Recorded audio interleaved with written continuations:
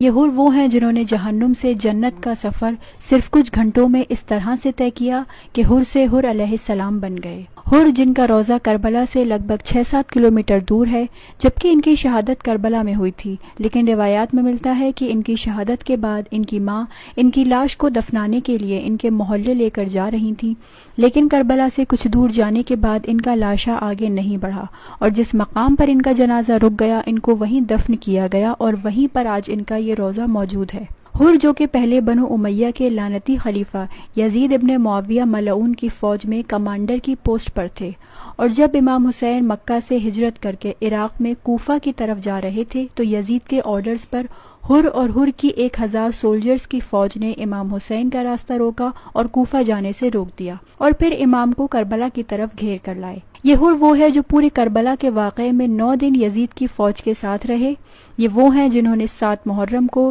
امام حسین اور امام کے گھر والوں پر پانی بند کیا، لیکن اس سب کے باوجود بھی ہمیشہ حق کو تلاش کرتے رہے، کیونکہ حق اور باطل میں تمیز کرنے کی صلاحیت اللہ نے ہر انسان کو دی ہے، جس کا نام عقل ہے، جس کا نتیجہ یہ ہوا کہ روز عاشور یعنی 10 محرم کی صبح اس ملعون لعنتی یزید کی ناحق اور ناجائز فوج کو چھوڑ کر حق پر آ گئے، اور آئے بھی اس طرح کہ اپنے بیٹے جس کا نام علی تھا اس کو حکم دیا کہ میرے ہاتھوں کو میرے گردن کے پیچھے باندھ دو اور میری آنکھوں پر بھی پٹی باندھ دو اور میرے گلے میں رسی ڈال کر مجھے حسین کے پاس اس طرح سے لے کر جاؤ جیسے کسی مجرم کو لے کر جاتے ہیں۔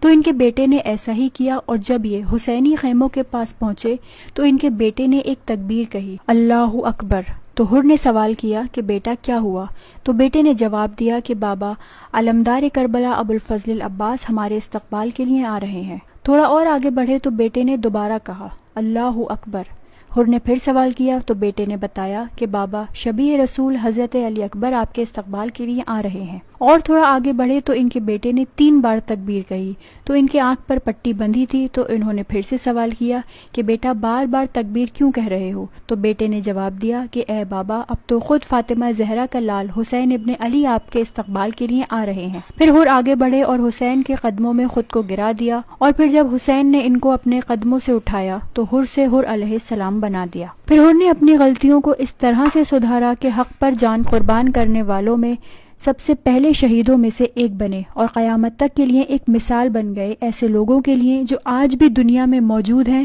جو یزید اور یزید جیسے باطل حکمرانوں کو اپنا خلیفہ مانتے ہیں اور جہنم کو اپنا ٹھکانہ بنا چکے ہیں۔ لیکن ابھی بھی ایسے لوگوں کے پاس وقت ہے کہ حر کی طرح حق کو پہچان لیں اور جان لیں کہ حق صرف علی کے ساتھ تھا اور علی حق کے ساتھ، تو ایسے لوگوں کو بھی گمراہی سے نجات مل سکتی ہے۔